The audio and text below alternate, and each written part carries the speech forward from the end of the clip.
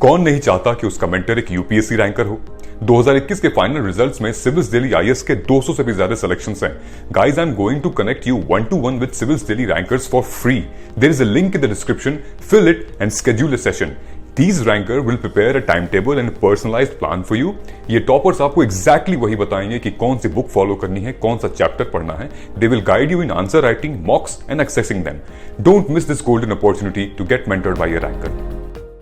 Hello everyone, मेरा नाम यशार शेखर है। मैंने इस साल की सिविल सर्विसेज परीक्षा में 12वीं रैंक हासिल करी है। मेरी स्कूलिंग बहुत जगह से हुई है क्योंकि मेरे फादर ऐसी ट्रांसफरेबल जॉब में थे।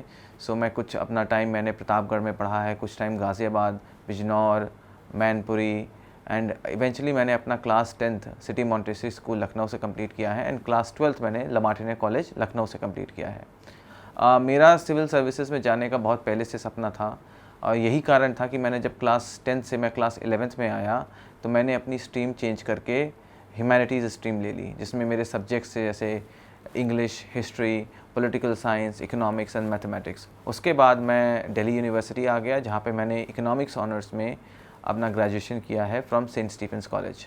सो मैं आज ये वीडियो इसलिए बना रहा हूँ ताकि अगर कोई एक भी व्यक्ति इस वीडियो को देख के कुछ समझ सके कि कैसे यूपीएससी के बारे में पढ़ाई करनी है, तो आई थिंक मैं अपने आप को बहुत खुशकिस्मत समझूंगा इस मामले में। सो मेरा ऐसा था कि मेरा हमेशा से सपना रहा है यूपीएससी क्लियर करने का। सो मैंने हमेशा अपने सब्जेक्ट्स की पढ़ाई भी उसी हिसाब से करी है और उसी में जब मैं 2016 में मैं अपनी कोचिंग के बारे में बताऊंगा जो मैंने हर जगह से ली। सो मैंने ज्योग्राफी ऑप्शनल की कोचिंग ली थी डायरेक्शन आईएएस से। उसके बाद उन्होंने पेपर 1 एंड पेपर 2 के नोट्स बनवाए, तो पेपर 1 के नोट्स से मैं बहुत सेटिस्फाइड नहीं था, इसलिए मैंने अजय राज सिंह का ज्योग्राफिया इंस्टीट्यूट का पेन ड्राइव कोर्स लिया। उसके मैंने वर्बैटिम नोट्स बनाए बैठे बैठे और उसके बाद मैंने पेपर 2 की पढ़ाई में जो डायरेक्शन आईएएस में नोट्स थे उन्हीं को मैंने कॉम्प्लीमेंट किया। 2016 में मैंने राउज़ आईएएस में वीकेंड बैचेस ज्वाइन कर लिए थे ताकि मैं यूपीएससी के टच में रहूं और मुझे पता चलता रहे कि उसके सिलेबस क्या हैं, उसमें क्या पूछा जा रहा है, कैसे पूछा जा रहा है। और इवेंचुअली जब मैं ग्रेजुएट कर गया तो मैंने सेल्फ स्टडी स्टार्ट कर दी थी। फिर मैंने अपने लास्ट अटैम्प्ट में जीएस स्कोर में प्रिंस मिश्रा सर की ज्योग्राफी टेस्ट सीरीज़ ली थी, जिसका मुझे बहुत फ़ायदा हुआ। ये मेरा तीसरा अटैम्प्ट था यूपीएससी में। सो अब मेरे पहले अटैम्प्ट में मैंने क्या गलती करी थी मैं आपको बताऊंगा। सो मैंने पहले अटैम्प्ट में टेस्ट नहीं बहुत प्रैक्टिस किए थे प्रीलिम्स के, और इस चीज़ से मुझे रियलाइज़ हुआ कि यूपीएससी में टेस्ट प्रैक्टिस करना बहुत महत्वपूर्ण बन जाता है। उसी हिसाब से स्पेशली फॉर पेपर 1 जीएस, क्योंकि वही आपको क्वालिफाई कराता है। नाउ मैंने फर्स्ट अटैम्प्ट में बहुत प्रैक्टिस नहीं किए थे। सेकंड अटैम्प्ट में मैंने अराउंड 60 to 80 टेस्ट प्रैक्टिस किए थे और मेरा स्कोर बहुत अच्छा आया था। सेकंड अटैम्प्ट में मेरा नाम फाइनल लिस्ट में ना आने का कारण अगेन टेस्ट सीरीज़ ही था, क्योंकि मैंने इस बार मेंस के टेस्ट नहीं प्रैक्टिस किए थे। तो थर्ड अटैम्प्ट में जो आई थिंक जो मैंने अपनी गलतियों से सीखा है फर्स्ट और सेकंड अटैम्प्ट में, वो यही सीखा है कि practice and revision is most important. अगर आप प्रैक्टिस कर रहे हो और टेस्ट कंटिन्यूसली लगा रहे हो तो आप बहुत अच्छा नंबर स्कोर कर सकते हो और you will be able to qualify. अब सबसे पहले मैं अपनी प्रीलिम्स की स्ट्रैटेजी शेयर करूँगा। सो पहले अटैम्प्ट में मैंने टेस्ट सीरीज़ नहीं प्रैक्टिस करी थी, तो मुझको एक चीज़ जो रियलाइज़ हुई कि प्रीलिम्स में टेस्ट सीरीज़ के बिना क्वालिफाई करना बहुत डिफ़िकल्ट है। सो जीएस पेपर 1 प्रीलिम्स का जो होता है उसके बेसिस पे आप क्वालिफाई करते हो, मेरिट बनती है। उसके लिए मेरी स्ट्रैटेजी बहुत सिंपल थी कि आपके पास जो लिमिटेड सोर्सेज हैं आपको उनको धीरे धीरे पढ़ना है, बहुत अच्छे से पढ़ना है, उनका कई बार मल्टीपल रिवीजन करना है और उन्हीं के साथ साथ टेस्ट भी प्रैक्टिस करने हैं। और जो टेस्ट आपने लगाए हैं उनके चाहे सोल्यूशंस आपने जो क्वेश्चंस आपने सही किए हों उनके भी आपको सोल्यूशंस रीड करने हैं, और जो क्वेश्चंस आपने गलत किए हों उनके भी आपको सोल्यूशंस रीड करने हैं। तो जब आप सोल्यूशंस रीड करोगे तो आपको और इन्फॉर्मेशन मिलेगी। सोर्सेज मेरे बहुत सिंपल थे। पॉलिटी के लिए लक्ष्मीकांत, हिस्ट्री के लिए एनसीईआरटीज़, ज्योग्राफी के लिए चूँकि मेरा ऑप्शनल था ज्योग्राफी तो मैंने एनसीईआरटीज़ भी पढ़ी थी और साथ साथ मैंने पीएमएफ-आईएएस भी पढ़ा था। मॉडर्न इंडिया के लिए मेरा स्पेक्ट्रम सोर्स था। उसके बाद इन्वायरमेंट के लिए मैं पीएमएफ-आईएएस को फॉलो करता था एंड जनरल साइंस के लिए मैंने केवल मेंस पीटी 365 फॉलो करी थी, और बाकी जो करंट अफेयर्स है उसके लिए मैंने पीटी 365 फॉलो करी थी और मेरा कोई सोर्स नहीं था। अब सेकेंड अटैम्प्ट में क्या था कि जो थर्ड अटैम्प्ट मेरा था उसमें ऐसा था कि मेरे पास बहुत ज़्यादा टाइम नहीं था, तो मैंने केवल फोकस टेस्ट सीरीज़ पे किया एंड मैंने पीटी 365 को अच्छे से 2 बार रिवीजन कर लिया था। बहुत फास्ट रिवीजन था पर मैंने 2 बार रिवीजन कर लिया था। उसी कारण मैं अपने सेकंड अटैम्प्ट में 120 ला पाया था प्रीलिम्स में, और थर्ड अटैम्प्ट में मैं 119 ला पाया था प्रीलिम्स में। सो बेसिक क्रक्स यही बनता है कि जो कॉमन बुक्स हैं प्रीलिम्स की, जो हर किसी को पता है, मैंने वही किताबें पढ़ी हैं, और उसके साथ ही साथ मैंने रिवीजन बहुत किया है और प्रैक्टिस बहुत करी है। जब तक आप प्रैक्टिस नहीं करोगे तब तक प्रीलिम्स नहीं क्लियर होगा। CSAT की मेरा ऐसा स्ट्रैटेजी था कि CSAT के जितने भी टॉपिक्स हैं CSAT के, मैंने उसके लिए कोई किताब का इस्तेमाल नहीं किया। सारे टॉपिक्स जो इंपॉर्टेंट हैं CSAT के, जैसे नंबर सिस्टम हो गया, या सीटिंग अरेंजमेंट हो गया, या finding the odd one out हो गया, या कोई भी कॉम्प्रहेंशन बेस्ड क्वेश्चंस हो गए, इन सब के सेपरेट वीडियोस आज अवेलेबल हैं यूट्यूब पे, जैसे कि अड्डा 24/7 पे, या कोई कोर्स होगा SSC CGL पे, जिसमें सारे जहाँ पे जिनकी स्क्रीन्स पे ना केवल क्वेश्चंस आता है, साथ ही साथ वो सॉल्यूशंस भी देते हैं। तो अगर आप हर टॉपिक पे 2-2 3-3 वीडियो देख लें, 8-8 10-10 क्वेश्चन सॉल्व कर ले रहे हैं, क्योंकि वो वहीं पे सॉल्व भी करते हैं और वो ट्रिक्स भी बताते हैं कैसे सॉल्व किया जाएगा इसको in a very quick amount of time, तो वो आपको बहुत हेल्प करेगा CSAT के लिए। अपार्ट फ्रॉम दैट CSAT के लिए भी वही सेम ड्रिल अप्लाई होगी कि आपको टेस्ट बहुत प्रैक्टिस करने हैं, और आपने अगर कोई क्वेश्चन गलत किया है CSAT में, उसको आप सोल्यूशन देख सकते हैं। सही क्वेश्चन का सोल्यूशन देखने की कोई आवश्यकता नहीं है। प्रीलिम्स में एक चीज़ वो बहुत इंपॉर्टेंट है, और जिसके बारे में इतना ज़्यादा एम्फेसाइज नहीं किया जाता है, वो है आप अपने आप को कितना कूल और काम रख सकते हैं ड्यूरिंग द एक्चुअल एग्ज़ाम। और वो कूल एंड कामनेस तभी आएगी जब आप अपने आप को उस तरह के एनवायरनमेंट में थ्रो करोगे, in a simulated environment, by writing as many test as possible in a very simulated environment. उसके लिए तो मैं यही बोलूँगा कि उसी तरीके से आप टेस्ट प्रैक्टिस करिए, उतने ही टाइम लिमिट को आप फॉलो करिए, उसी तरीके से number of times you go through your question papers की फर्स्ट इटरेशन में मुझे केवल वही क्वेश्चन करने हैं जो मुझको बहुत अच्छे से आते हैं, सेकंड इटरेशन में वो करने हैं जो मुझे इतने अच्छे से नहीं आते हैं, and then you go to the third iteration, तभी कि जब आपको लग रहा हो कि नंबर ऑफ़ क्वेश्चन बहुत ज़्यादा नहीं मैं कर पा रहा हूँ। मेरे हिसाब से हर किसी की एक स्वीट रेंज होती है प्रीलिम्स के क्वेश्चन करने में। जब मैंने 60 to 80 क्वेश्चन पेपर्स लगा लिए थे प्रीलिम्स के, तो मुझको एक चीज़ रियलाइज़ हुआ कि प्रीलिम्स में मेरी जो स्वीट रेंज थी वो 90 के अबव थी। इसीलिए फर्स्ट अटेम्प्ट में मैंने अराउंड 80 to 83 क्वेश्चंस किए थे प्रीलिम्स में, सेकंड में मैंने 93 क्वेश्चंस किए थे, और थर्ड में मैंने 97 क्वेश्चंस किए थे। और थर्ड में मेरा पेपर एटलीस्ट 10-15 मिनट्स पहले कंप्लीट हो गया था, और मैं ये सोच रहा था कि मैं बाकी के 3 क्वेश्चन करूँ कि ना करूँ। तो मुझे एक चीज़ जो रियलाइज़ हुई after taking so much of test, not only gaining information was essential from these test, but also the fact कि मेरा जो नंबर ऑफ़ क्वेश्चंस जो मुझे अटेम्प्ट करना चाहिए अगर मुझे प्रीलिम्स क्लियर करना है वो 97 ही है, मतलब 90 से ऊपर रहेगा नंबर वो। अब प्रीलिम्स को क्लियर करने का एक तरीका ये है, देखिए कि किसी भी व्यक्ति को जो प्रीलिम्स लिख रहा होता है, इंक्लूडिंग मी, 40 से 50 क्वेश्चन किसी को नहीं आते हैं। हर व्यक्ति 40 से 50 क्वेश्चन जानता है, बहुत अच्छे, मतलब कुछ ऐसे लोग हो सकते हैं जिनको 45 to 55 क्वेश्चन आते हों, पर मुझे नहीं आते थे। तो फर्स्ट इटरेशन में आप वही क्वेश्चन करिए ना, सेकंड इटरेशन में आप केवल वो क्वेश्चन करिए जिनके आप ऑप्शंस को एटलीस्ट 4 ऑप्शंस को आप 2 ऑप्शंस में रिड्यूस कर पा रहे हों।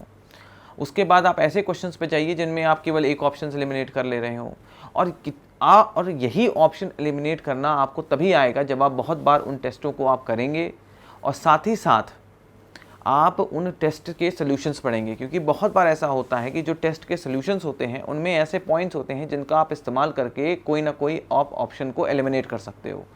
सो इसलिए मेरी स्ट्रैटेजी प्रीलिम्स की अगर मैं बहुत संक्षेप में बोलूँ वो यही थी कि टेस्ट करने हैं जितने पॉसिबल हो सकते हैं, उनके सॉल्यूशंस रीड करने हैं और उनको सिमुलेटेड एनवायरनमेंट में करना है, और ट्रेडिशनल बुक्स को मल्टीपल नंबर ऑफ़ टाइम्स आपको रिवाइज़ करना है। पर आई थिंक रिवीजन से ज़्यादा इंपॉर्टेंट हो जाता है टेस्ट सीरीज़ को करना, क्योंकि हम उन्हीं किताबों को अगर 4 बार पढ़ेंगे तो हमको कुछ बहुत ज़्यादा नया नहीं मिलने वाला है, पर अगर हम टेस्ट करेंगे तो हम उसी इन्फॉर्मेशन को एक नए परिदृश्य में देख पाते हैं। अब मैं अपने एसे की स्ट्रैटेजी के बारे में बात करना चाहूँगा। एसे की स्ट्रैटेजी मेरी बहुत सिंपल थी, मेरा कोई स्पेसिफिक स्टाइल नहीं था ऐसे राइटिंग का, पर जब मैंने 8-10 ऐसे लिख लिए थे तो मुझको रियलाइज़ हुआ कि एक particular style of writing was developing in me, और वो ऐसी थी कि जिसमें मैं अपने आप से क्वेश्चन पूछता था और उनके आंसर देता था किसी भी ऐसे के बारे में।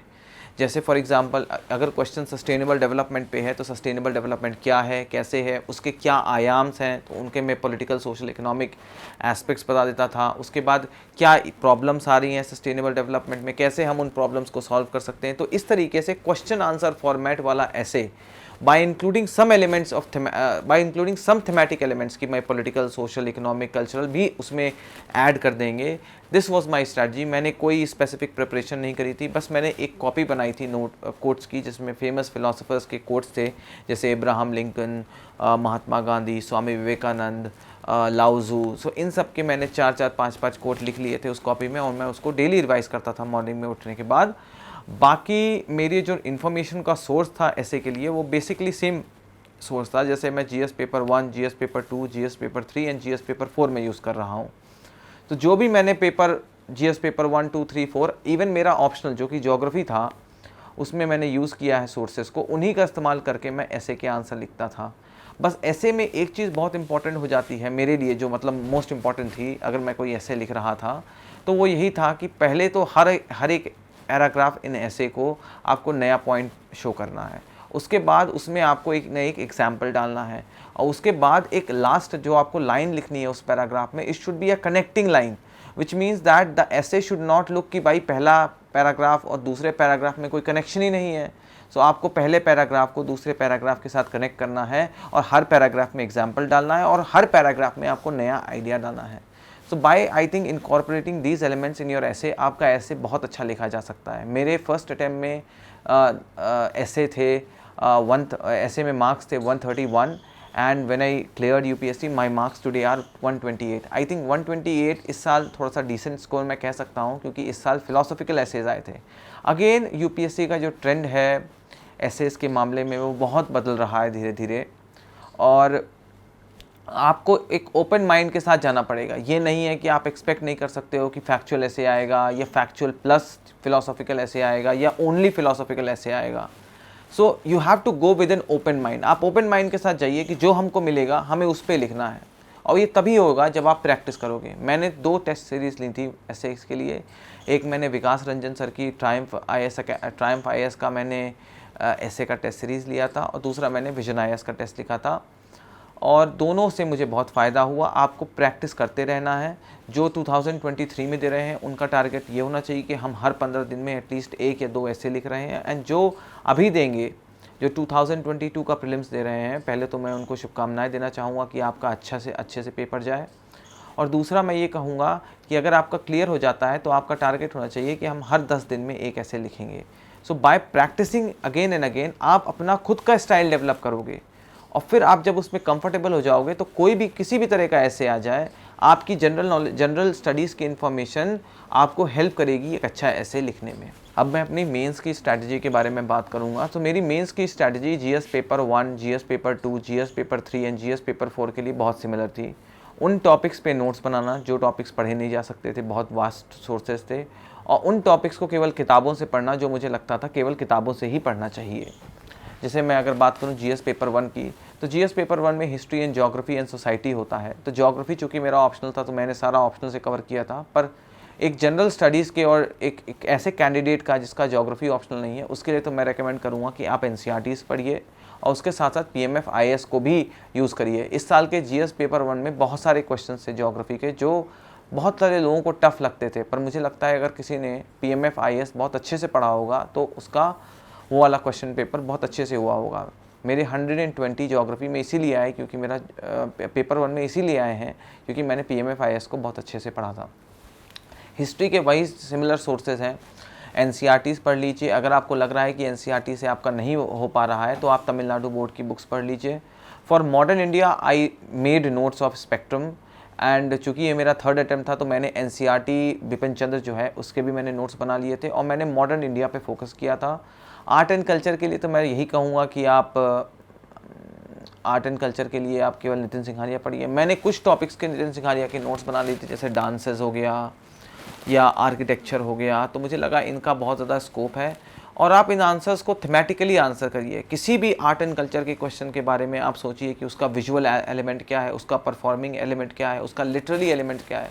सो आपको एक बहुत होलिस्टिक अंडरस्टैंडिंग होगी। तो मैंने क्या किया था कि eight the end of my preparation मैंने हर एक किंगडम के, फॉर एग्जांपल चालुक्यन किंगडम के लिटरेरी सोर्सेज के लिटरेरी अचीवमेंट्स के बारे में लिख लिया था एक ही पेज में। मैंने विजुअल अचीवमेंट्स के बारे में लिख लिया था, और मैंने परफॉर्मिंग एलिमेंट्स के बारे में भी लिख लिया था। हो सकता है किसी के बारे में आपको तीनों खाने ना भर पाएँ, बट आपके दिमाग में एक फ्रेमवर्क डेवलप हो जाता है कि हमको ऐसे आर्ट एंड कल्चर पढ़ना है।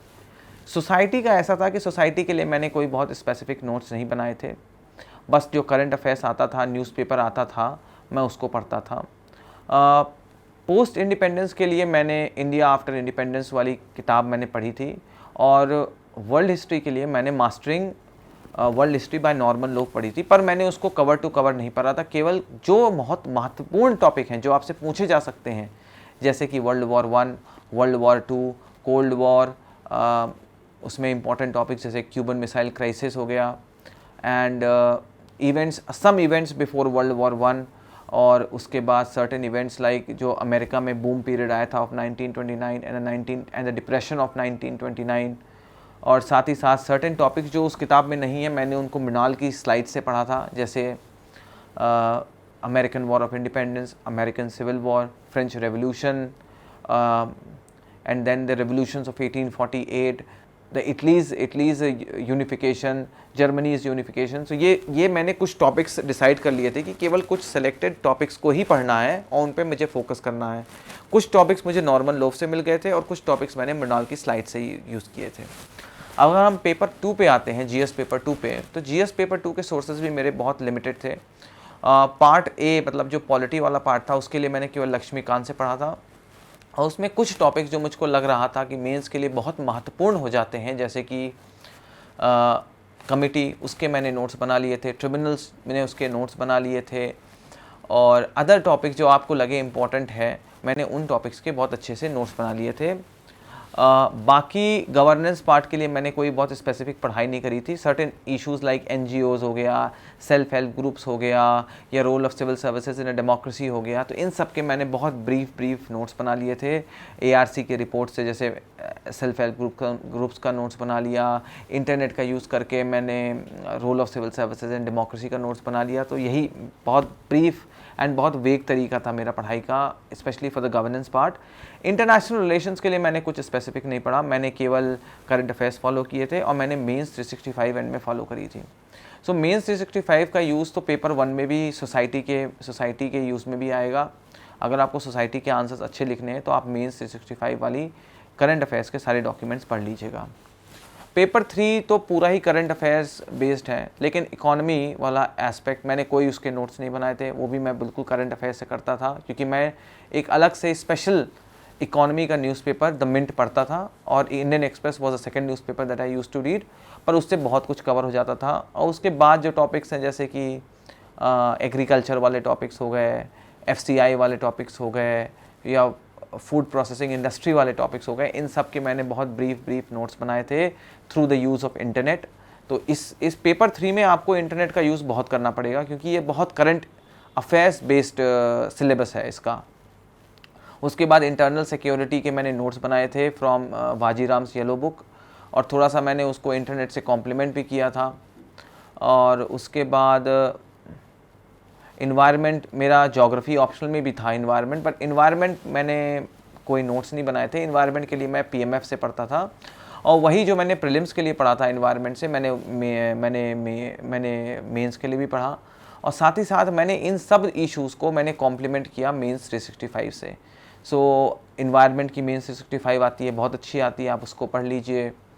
और ज्योग्राफी की तो नहीं आती, पर आपको इन्वायरमेंट वाली ज़रूर हेल्प करेगी। इंटरनल सिक्योरिटी पे मेंस 365 आती है, आप उसका इस्तेमाल कर लीजिए। तो तकरीबन मेरे हिसाब से मेंस 365 जो है वो 7 या 8 टॉपिक्स पे आती है, और आपको सब कवर करना है। सब कवर करने का मतलब ये नहीं है कि सारे इश्यूज़ हर एक मेंस 365 में कवर करने हैं, आपको इंपॉर्टेंट इश्यूज़ कवर करने हैं, बट आपको सारी मेंस 365 को पढ़ना है। ऐसा नहीं कि जो एंड में मेंस 365 आती है जिसमें 2 मंथ का कंपाइलेशन होता है, वो आपको मिस कर देना है, ऐसा नहीं करना है। आपको सारी मेंस 365 पढ़नी है, और उनको आपको रिवाइज़ करना है अच्छे से। एथिक्स के लिए मैंने बहुत ज़्यादा स्पेशल स्ट्रैटेजी नहीं फॉलो करी थी। Ethics was a week spot for me. So ethics में मैंने ऐसा किया था कि जो एथिक्स के डिफरेंट टॉपिक्स में सिलेबस में हैं, उन हर एक टॉपिक का मैंने नोट बनाया था, 1 पेज का या कभी कभार 2 पेज का, या छोटे छोटे नोट्स बना लिए थे जो कि थोड़े से बल्कि भी हो गए थे। जैसे फॉर एग्जांपल एटीट्यूड टॉपिक हो गया, इंटेग्रिटी हो गया, कंपैशन हो गया, role of ethics in family, something like that. तो मैंने इन सब टॉपिक्स का एक एक पेज का नोट्स बना लिया था, उसमें एग्जाम्पल्स डाल दिए थे, और जो मैंने कोट्स लिखे थे अपने एस्से पेपर के लिए, उन कोट्स का यूज़ मैंने अपने एथिक्स के पेपर में भी किया था। केस स्टडीज़ का ऐसा था कि केस स्टडीज़ के लिए तो आपको प्रैक्टिस करनी पड़ेगी, और साथ ही साथ मुझे ऐसा पर्सनली लगता है कि एथिक्स एक ऐसा पेपर है जो कि बहुत प्रैक्टिस मांगता है, और एथिक्स के पेपर में जब तक आपने प्रैक्टिस नहीं करी है तो आपको दो चीज़ें समझ में नहीं आएंगी। पहली चीज़ ये कि उसमें केस स्टडीज़ कैसे काउंटर करनी है, और दूसरी आप कैसे अपना पेपर टाइम पे कंप्लीट करते हो। तो मेरे हिसाब से बेस्ट ट्रिक तो यही होगी कि आप सारे टॉपिक्स पे एक एक पेज का नोट बना लीजिए, एग्जाम्पल्स भर दीजिए, खूब सारी प्रैक्टिस करिए, खूब सारी टेस्ट लगाइए, और फिर जो आपको रिव्यू मिल रहा है बाय द एग्जामिनर, आप उसको अपने आंसर राइटिंग में आत्मसात करिए। उसकी वजह से क्या होगा कि आपकी आंसर राइटिंग और भी खिलेगी। सारे जनरल स्टडीज़ के पेपर में आप हर कोई आजकल सेम सोर्सेज फॉलो करता है, सेम ही किताबों को बहुत बार रिवाइज करता है, पर जो एक बहुत महत्वपूर्ण चीज़ जो मैंने अपने यूपीएससी की जर्नी में रियलाइज़ की है वो है the importance of value addition. आप वैल्यू एडिशन कैसे करोगे? आप वैल्यू एडिशन करोगे कि जब भी आप अपने नोट्स को रिवाइज कर रहे हो, आप उनमें कुछ ना कुछ नया ऐड करने की कोशिश करो। इधर search that topic on the internet, अगर आपको मेंस 365 में कुछ मिल रहा है तो आप उसको ऐड कर लो, पर आप कुछ ऐसा करो कि आपके नोट में एटलीस्ट 0.0001% की कुछ वैल्यू एडिशन भी हो, तो वो भी बहुत अच्छी है। और वैल्यू एडिशन के लिए मेरा तो मेन सोर्स इंटरनेट था, क्योंकि when you have read one topic and you have become comfortable with that topic, आप कैजुअली इस टॉपिक को रीड करो and then go to the internet, search कर दो बस उस टॉपिक को, आपको सडनली कुछ नया मिल जाएगा। For example, you will get new examples, you will get new case studies, you may get a new data point.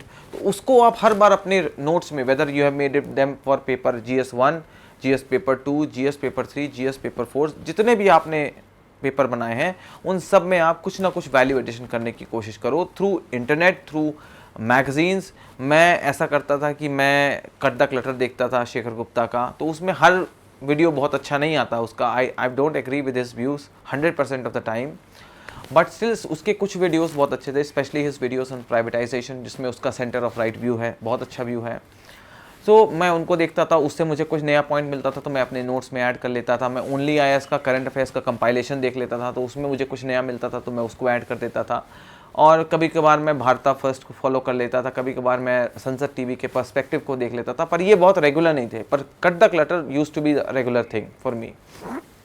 तो उनसे आप करके आपके जब notes at the end of the day prepare होंगे, जब आप जस्ट बिफोर एग्जाम उनको रिवाइज करोगे, तो आपके पास enough examples, data points and everything will be available at your hand, which you can then use to write very good answers. अब मैं अपनी न्यूज़पेपर रीडिंग के बारे में बताऊंगा, क्योंकि मेरे समझ से इस थर्ड अटेम्प्ट में अगर मेरा सिलेक्शन हुआ है with a good rank, it is only because of 2 reasons. Firstly, reading newspapers very thoroughly, and secondly, doing as many test as possible. So मैं आंसर राइटिंग पे बाद में आऊँगा, पहले मैं न्यूज़पेपर्स के बारे में बात करना चाहता हूँ। मेरे हिसाब से किसी को न्यूज़पेपर पढ़ना सिखाया नहीं जा सकता। Everyone has its own style of reading newspaper. मेरा स्टाइल था बहुत डिटेल में न्यूज़पेपर पढ़ता था मैं।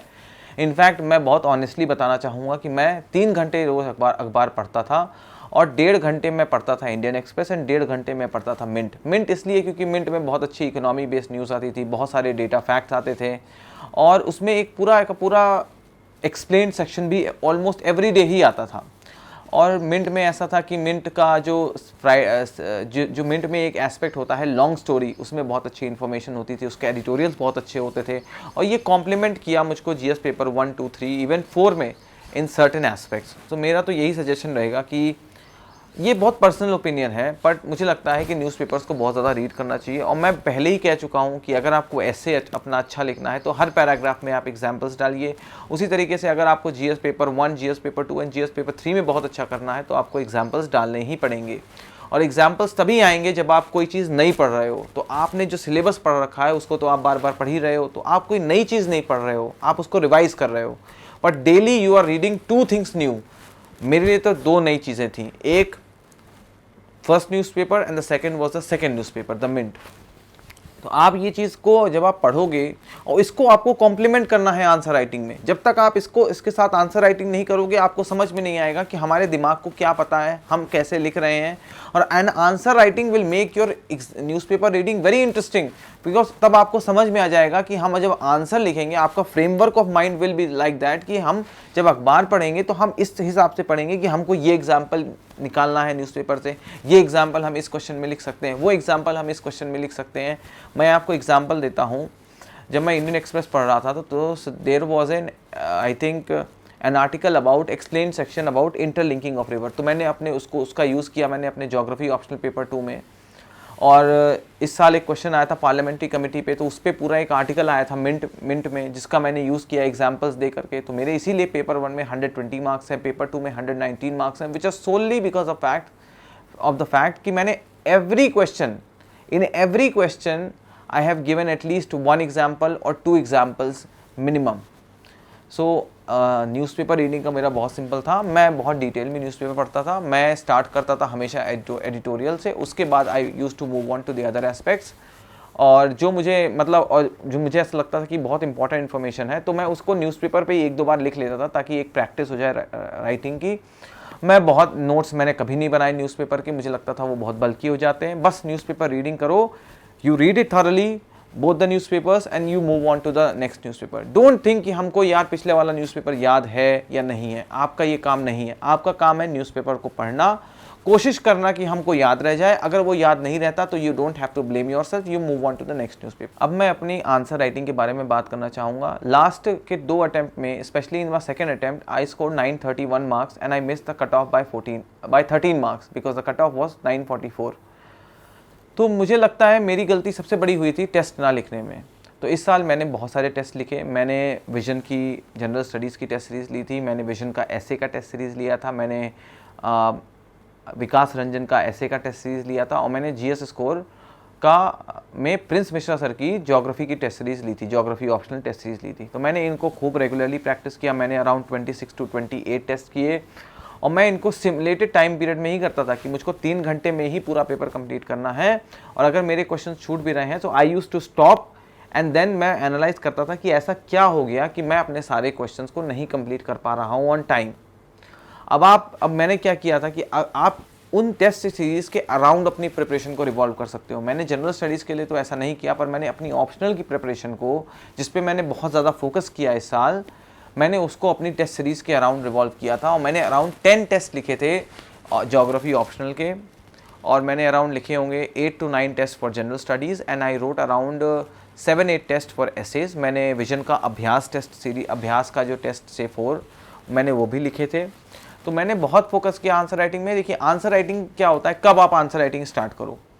मेरे पास तो टाइम नहीं था, तो मैंने तो जैसे ही अक्टूबर 10 को प्रीलिम्स हुआ, अक्टूबर 11 आई रेस्टेड एंड अक्टूबर 12 से मैंने पढ़ाई स्टार्ट कर दी। और मैंने अक्टूबर 24 जिस दिन इंडिया वर्सेस पाकिस्तान का पहला T20 वर्ल्ड कप का मैच था, मैंने उस दिन अपना पहला टेस्ट लिखा था। और उसके बाद मैंने कोशिश किया कि हर हफ्ते मैं 2 टेस्ट लिखूं।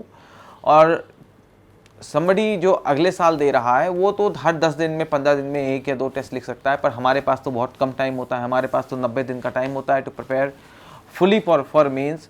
तो मैंने तो यही प्रैक्टिस की थी कि हर हफ्ते डिसाइड कर रखा था कि हर हफ्ते मुझे 2 टेस्ट लिखने हैं, और मैं 2 टेस्ट लिखता था। Specifically my focus was on writing geography optional test, क्योंकि मैंने फोकस किया, क्योंकि मुझे रियलाइज़ हो गया कि जनरल स्टडीज़ में आप कितना भी अच्छा लिख लो, देयर इज़ अ सीलिंग, उसके बियॉन्ड नंबर आता ही नहीं है। पर ऑप्शनल एक ऐसी चीज़ है जिसमें नंबर बहुत अच्छा आता है, और यही कारण है कि मेरे ऑप्शनल में बहुत अच्छे स्कोर आए हैं। मेरा ऑप्शनल ज्योग्राफी है, मेरे ऑप्शनल में 306 मार्क्स आए हैं, मेरा पेपर 1 में 156 मार्क्स आए हैं एंड पेपर 2 में मेरे 150 मार्क्स आए हैं। और यही कारण है कि इसी ने मेरी रैंक बहुत अच्छी मुझको दी है। सो मैं तो यही बोलूँगा कि आंसर राइटिंग आप अपने हिसाब से करिए, बट उसको सिमुलेटेड इन्वायरमेंट में करिए और रेगुलरली करिए। अगर आप कोई चीज़ पढ़ रहे हो और आप कहोगे कि मैं उसका रिवीजन करूँगा तभी मैं उसका टेस्ट करूँगा, ऐसा नहीं है। आपने अगर उस चीज़ की पढ़ाई स्टार्ट कर दी है, आप टेस्ट लिखना स्टार्ट कर दो, क्योंकि टेस्ट आपको बताएगा कि हमको कई चीज़ें हम ऐसी लिख देते हैं टेस्ट में जो हमको लगता है हमको पता नहीं होती हैं, बट हम उसको लिख देते हैं। तो आप जब आंसर राइटिंग करोगे तो आपको रियलाइज़ होगा कि how much you know, and it will make your syllabus, it will make your preparation very easy and it will make your reading newspapers and everything or extracting information from here and there very interesting. So answer writing should be the locus around which your entire preparation should revolve. मेरा तो ऐसा था कि जो मेरा time table था वो बहुत फिक्स नहीं था, पर मेरे टाइम टेबल में daily there used to be 3 broad slots. मैंने बहुत ज़्यादा कोई फिक्स टाइम टेबल नहीं बनाया था. द स्लॉट्स वर कि first slot of the day was reserved for geography optional, the second slot was reserved for general studies paper, and the third slot was reserved for newspaper reading. जब newspaper reading जब and में पहुँचे हम preparation के, for example near दिसंबर और दिसंबर 15, उस time पे mains 365 भी आ गई थी, तो मैंने अपना फोकस मेंस 365 पे कर दिया. But still I kept on reading newspapers for 3 hours. मैंने अपना टाइम जो घटाया वो मैंने जनरल स्टडीज़ के पेपर से घटाया और ऑप्शनल के पेपर से घटाया, और मैंने उस टाइम का यूज़ किया मेंस 365 को पढ़ने में. बाकी मैं तो यही कहूँगा कि ये मेरे 3 स्लॉट बनाने का कारण यही था कि ये बहुत फ्लेक्सिबल है. बट एक चीज़ फिक्स थी कि अगर मैं 8 बजे उठता था, चूँकि मैं 8 बजे उठता था, मुझे 8:30 बजे बैठना ही है पढ़ने के लिए. ऐसा अगर मैं 8:15 पे भी उठ रहा हूँ तो मुझे 8:30 बजे बैठना है, मुझे 8:20 पे भी उठ रहा हूँ तो मुझे 8:30 बजे बैठना है. Starting should be the best thing of your day. But मेरा ऐसा था कि चूँकि मैं ऑप्शनल पे ज़्यादा फोकस करता था, तो ऑप्शनल का स्लॉट हो जाता था 6 घंटे का, कभी 7 घंटे का, कभी 8 घंटे का. पर जनरल स्टडीज़ का पेपर मैं यूजली पढ़ता था 4 से 5 घंटा, और मैं न्यूज़पेपर रीडिंग करता था around 3 hours. So I think total on an average मैं पढ़ता था 12 घंटे से, थोड़ा ज़्यादा पढ़ता हूँ 12 घंटे से. और मैंने क्योंकि ये मेरा 3rd अटैम्प्ट था और मैं थोड़ा सा डर भी रहा था कि अगर मेरा इस साल नहीं हुआ तो I am wasting a lot of my attempt. तो मैंने सोच रखा था कि this time I will take very less rest. So मैंने रेस्ट डेज बहुत कम लिए, मैं कंटिन्यूसली पढ़ता था. अब बहुत सारे लोगों को एंजाइटी होती है ड्यूरिंग द प्रेपरेटरी फेज. मैं तो यही कहूँगा कि अगर आप अपने शेड्यूल को स्टिक करते हो, अगर आप अपने शेड्यूल को बहुत रिलीजियसली फॉलो करते हो तो आप करते रह जाओगे, आपको एंजाइटी नहीं होगी. एंजाइटी कब होती है? जब हमें लगता है कि हमने 2 घंटे पढ़ाई नहीं करी, उसकी वजह से एंजाइटी की वजह से हम और 2 घंटे नहीं पढ़ाई करते हैं, तो एक विशियस साइकिल क्रिएट हो जाती है. हमको उस विशियस साइकिल से रिमूव करना है, और वो तभी हो सकता है जब हम कंटिन्यूसली पढ़ें. तो अगर आप 2-3 महीने के लिए दुनिया की सब चीज़ें भूल जाओगे तो 2-3 महीने के बाद आपको पूरी दुनिया मिल जाएगी. तो मेरा तो यही था कि I was willing to bear the pain for 3 months. मैंने कुछ नहीं किया. मैं देखता था मेरे फ्रेंड्स भी बाहर जा रहे हैं, घूम रहे हैं, तो मुझे फोमो होता था, fear of missing out. And I it's very tough to sit on a chair for 12 hours a day and study. बहुत टफ होता है. बट अगर कोई यूपीएससी की जर्नी में निकला है तो उसको पता होगा कि ये अप्स एंड डाउन्स आते हैं और आपको ये सैक्रिफाइस करने के लिए रेडी रहना चाहिए. अब मैं सर्टेन डूज एंड डोंट्स के बारे में बात करूंगा जो यूपीएससी के प्रिपरेशन में होने चाहिए. ठीक है, डूज में तो ये है consistency, hard work and ability to face challenges, और साथ ही साथ बैलेंस माइंडसेट कि भाई हम केवल पेपर 1 पे फोकस कर रहे हैं, पेपर 2 पे फोकस कर रहे हैं और ज्योग्राफी अपने ऑप्शनल पे फोकस नहीं कर रहे हैं. तो आपका फोकस होना चाहिए कि हम हर चीज़ पे फोकस करें इक्वली. आई थिंक डोंट्स में तो मैं ये कहूँगा कि don't take a lot of breaks and don't break your schedule and don't be distracted on a number of things like social media. थोड़ा सा आप सोशल मीडिया को आप डीएक्टिवेट कर दीजिए, थोड़ा सा अपने फ्रेंड से मीटिंग कम कर दीजिए. इससे क्या होगा कि आपका थोड़ा डिस्ट्रैक्शन कम हो जाएगा और आप फोकस हो जाओगे. आप जो 3 महीने मिलते हैं आफ्टर प्रीलिम्स टिल मेंस, उस टाइम पीरियड में तो आपको सब कुछ अपने लाइफ में गिव अप करना पड़ेगा. Your sole and only focus should be studying. मेरे लिए इस साल का sole and I think from October till January मेरा सोल फोकस था स्टडिंग. मैं रोज़ 12 घंटे से ज़्यादा पढ़ रहा था. मुझे और कुछ नहीं फ़र्क पड़ता था कि क्या हो रहा है इन द आउटसाइड वर्ल्ड. मैंने अपना सोशल मीडिया में मैं बिल्कुल भी एक्टिव नहीं था. बस मैं फ्रेंड से बात करता था और मेरे ब्रेक पीरियड्स वर मिनिमम, और मैं टेस्ट प्रैक्टिस कर रहा था और मैं रिवीजन कर रहा था. अगर आप ये कर सकते हो 3 महीने, एंड मैं ये नहीं कह रहा हूँ कि ये बहुत आसान है, मुझे भी मन करता था बाहर जाने का, पर अगर आप यूपीएससी की जर्नी में आए हो then you will have to bear some pain after which you will get a lot of comfort in your life. अब मैं इंटरव्यू स्ट्रैटेजी के बारे में बात करूँगा. देखिए, interview is the most unpredictable phase of your preparation. Last attempt में मुझे ऐसा लगा कि मेरा इंटरव्यू बहुत अच्छा नहीं गया है, मेरे 173 मार्क्स थे. एंड दिस अटैम्प्ट में मुझे लगा मेरा इंटरव्यू बहुत अच्छा गया पर मेरे 162 मार्क्स थे. इंटरव्यू का ऐसा है कि interview boards are very professional, बहुत अच्छे क्वेश्चन पूछते हैं और आपसे एक्सपेक्ट करते हैं कि आप भी एक अवेयर कैंडिडेट की तरीके से आंसर करिए। पर प्रिपरेशन के लिए तो मैं यही बोलूँगा कि read newspapers, follow news websites जहाँ पे बहुत सारी डिबेट्स एंड डिस्कशंस हो रहे होते हैं, तो आप एक रनिंग कमेंट्री, आपको हर चीज़ के बारे में पता रहेगी। साथ ही साथ आपको अपने डिटेल्ड एप्लीकेशन फॉर्म में जो भी कीवर्ड हैं, आपको उसके बारे में at least you should know something about it. For example मेरे में जैसे लखनऊ एक कीवर्ड था, because I am from Lucknow. And be very careful about filling your hobbies. अगर आप कोई हॉबी भर रहे हैं तो उसके बारे में ऑलमोस्ट हर चीज़ जानने की कोशिश करिए। नहीं जान सकते हैं तो कोशिश करिए कि मुझे एटलीस्ट थोड़ा सा कुछ तो डिटेल में आता हो उसके बारे में। साथ ही साथ अपने आप डैफ को बहुत केयरफुली भरिए और अपनी प्रेफरेंसेस को भी बहुत केयरफुली भरिए। और बाकी मैं यही कहूँगा कि इंटरव्यू के फेज़ में आप जितना अपना कूल माइंडेड रख सकते हैं और अपने आप को बैलेंस तरीके से मैनेज कर सकते हैं कि आप सारे, अगर उन्होंने कोई बहुत ओपिनियन बेस्ड क्वेश्चन पूछा है then you are able to give, अगर उन्होंने बहुत ओपिनियन बेस्ड क्वेश्चन पूछा है then you are able to give a very reasoned and balanced response. So I think that is the key for a good interview. बाकी beyond that interview is not in your control. So मैं तो यही बोलूँगा कि आप अपना mains इतना अच्छा करिए कि इंटरव्यू की इंपॉर्टेंस थोड़ी सी घट जाए आपके as a deciding factor in your marks and in your total final marks calculation. So मैं तो यही कहूँगा कि keep on writing test, become a master of means so that your dependence on the interview is reduced to the least minimum। Interview के लिए मैंने एक चीज़ और करी थी। इंटरव्यू के लिए मैंने और मॉक इंटरव्यूज़ दिए थे। मैंने एक मॉक इंटरव्यू दिया था बायजूस पे, एक दिया था राउस पे, एक मैंने दिया था खान स्टडी ग्रुप पे, and one here and there also, एक मैंने दृष्टि पे भी दिया था। सो यही सब दे देकर मैंने मतलब थोड़ा सा जो मुझे इनपुट मिलता था, I try to incorporate them in my speaking style. और जो वो मेंबर बोलते थे आप उसको अनबाइसली सुनिए, समझिए कि मैं कहाँ पे गलती कर रहा हूँ और कहाँ से उसको इम्प्रूव किया जा सकता है। So this was my complete strategy for essay, general studies and interview. अब मैं अपने ऑनलाइन सोर्सेज के बारे में बात करना चाहूँगा। मेरे ऑनलाइन सोर्सेज बहुत रिस्ट्रिक्टेड थे। मैं कट द क्लटर डेली देखता था बाय शेखर गुप्ता। उनके व्यूज़ जो इकोनॉमी को लेकर के हैं दे आर वेरी सेंटर राइटिश, सो वो आपको हेल्प करेगा। मुझे लगा जैसे प्राइवेटाइजेशन में उनका वीडियो बहुत अच्छा था, और एयर इंडिया का जैसे प्राइवेटाइज हुआ तो आपको बहुत अच्छा व्यू मिल जाएगा उस पर।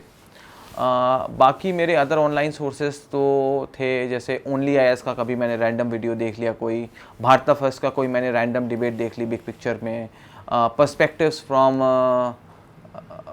The sunset TV. So these were mainly my sources. All India radio भी मैंने जैसे कभी कभार सुन लिया, तो बहुत रेगुलर नहीं था मैं अपने ऑनलाइन सोर्सेज को लेकर। पर एक चीज़ वॉज ऑलवेज कॉन्स्टेंट, वो that was cut the clutter. So I was following it very regularly. अब this is the whole problem, we try to follow so many online sources कि we find it difficult to give attention to even one. मेरा तो यही रहेगा कि current affairs के लिए आप रीड 1 और 2 न्यूज़पेपर। मैं तो पर्सनली 2 न्यूज़पेपर पढ़ता था जो मुझे बहुत काम आया, plus 1 any famous monthly compilation of current affairs. जैसे मैं तो मेंस 365 फॉलो करता था, और साथ ही साथ कोई 1 या 2 ऑनलाइन सोर्सेज आप रेगुलरली फॉलो करिए। मैंने 2 कोशिश की है फॉलो करने की, जैसे भारत फर्स्ट और सनसेट टीवी या कट द क्लटर मैं फॉलो कर लूँ, पर मैं नहीं फॉलो कर पाया। इसलिए I stick to only cut the clutter, because उसके वीडियोस बहुत छोटे होते हैं, 20 मिनट के। और जब मैं खाना खाता था या I am taking rest, I use to watch those videos. और there is no need for making notes, आपको नोट्स मेक करने की कोई ज़रूरत नहीं है। ये रियलाइजेशन कि आपको नोट बनाने की ज़रूरत नहीं है करंट अफेयर्स के लिए, ये तभी आएगी जब आप रेगुलरली टेस्ट लिखोगे, क्योंकि तब आपको समझ में आएगा कि कई चीज़ें जो हम अपने टेस्ट में लिखते हैं हमको खुद नहीं पता होती कि हमको पता है। और तो आपको रियलाइज़ होगा कि जो हमने टेस्ट और जो हमने करंट अफेयर्स पढ़ा है, जिसके हमने नोट्स भी नहीं बताए और जो हमको लगता है हम भूल गए हैं, हम उससे कहीं ना कहीं से कुछ ना कुछ अपने टेस्ट में लिख देंगे, और फिर हमको कॉन्फिडेंस आएगा कि यार this is the proper way of reading newspaper.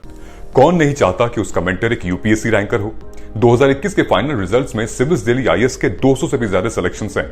Guys, I am going to connect you 1-to-1 with civils Delhi rankers for free. There is a link in the description, fill it and schedule a session. These ranker will prepare a timetable and a personalized plan for you। ये toppers आपको exactly वही बताएंगे कि कौन सी book follow करनी है, कौन सा चैप्टर पढ़ना है। They will guide you in answer writing, mocks and accessing them। Don't miss this golden opportunity to get mentored by a ranker। और बाकी यही है कि if somebody or some people do not clear prelims, do not lose your heart. UPSC में ups and downs हमेशा आते हैं and you will have to face it. मैं 2019 से प्रयत्न कर रहा हूँ। 2019 में प्री नहीं हुआ था, 2020 में मेरा मेंस नहीं हुआ था and finally I got a rank. और मैं आपको अपना ही एग्जांपल दूँ तो 7 to 8 months back on September 24 जब रिज़ल्ट आया था, मैं शॉक में था because I was expecting a rank. मैंने कुछ पढ़ाई नहीं करी थी, स्टिल मैंने किसी तरीके से मेरे मदर फादर ने मुझको फोर्स किया, मेरे अंदर मतलब मुझको सपोर्ट दिया कि मैं उस मेंटल डिप्रेशन से बाहर आऊँ। एंड तो मैंने देखा है कि I was at the lowest point in my life and still just in 7-8 months I've got a good rank. So अगर आप भी मेहनत करते रहोगे तो आपको भी कभी ना कभी सफलता मिलेगी, क्योंकि मुझे पर्सनली लगता है कि हार्ड वर्क कभी ज़ाया नहीं जाता है, हमेशा उसका कुछ ना कुछ एंड रिजल्ट निकलता है। और आपने जितना भी हार्ड वर्क किया हो, जितना भी स्ट्रगल किया हो, जितना भी पेन झेला हो, जिस दिन आपको सक्सेस मिलेगी आपको ये सब बहुत अच्छा फील होगा कि this was the part of my life, this was the struggle that actually made me. और एट द सेम टाइम मुझे लगता है कि मुझे थैंक यू बोलना चाहिए डीकेटी के प्लेटफॉर्म को, जो मुझे ऐसा माध्यम दे रहा है जिसके वजह से मैं अपने जो स्ट्रैटेजी है और टिप्स हैं और इंटरव्यू का मूल मंत्र है, मैं दुनिया भर से शेयर कर सकता हूँ। तो I think DKT should be thank for this and I would like to thank DKT also because जब मैं अपने प्रिपरेटरी फेज़ में था तो मैंने बहुत सारे टॉपर्स के इंटरव्यू देखे थे on DKT platform and I came to realise that DKT platforms can be a very good source of information for somebody who is coming new into this field. So I would like to thank DKT also.